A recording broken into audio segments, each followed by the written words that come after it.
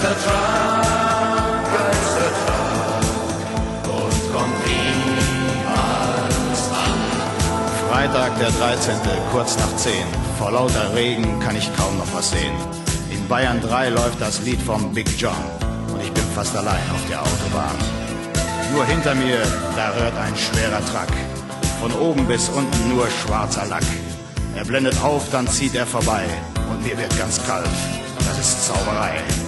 Am Steuer, da sitzt eine blasse Gestalt. Halb Geist, halb Mensch und viel zu alt. Ich hab den Kerl schon früher mal gesehen. Doch er ist längst tot, das soll einer verstehen. In Würzburg, da fahr ich zum Tanken raus. Ich will nach Süden, will endlich nach Haus. Der Tankwart sagt, was ne scheußliche Nacht. Der hat schon so manchen ins Grab gebracht. Geistertag, Geistertag, fährt allein durch dunkle Nacht. Geistertag, Geistertag und kommt niemals an. Vor 20 Jahren, an diesem Unglückstag, da starb mein Freund in einem schwarzen Truck. Ein gelber VW, der brachte ihn in Not. Er fuhr von der Brücke in den Tod. 100 Trucker gaben ihm das Geleit. Sie fuhren zum Grab, kein Weg war zu weit. Dann jagten alle den Kerl im VW. Doch der war längst weg, wurde nie mehr gesehen.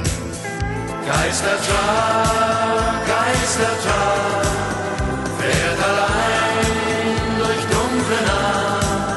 Geistertag, Geistertag und kommt niemals an. Noch 10 Kilometer bis Ingolstadt. Noch eine Ausfahrt, dann hab ich's geschafft. Doch dann plötzlich Blaulicht, die Polizei. Und dann muss ich an einem schweren Unfall vorbei. Im Graben, da liegt er, der gelbe VW. Der Fahrer ist tot, das kann ich noch sehen. Und in der Ferne, das könnte ich schwören, kann ich das Lachen meines Freundes hören.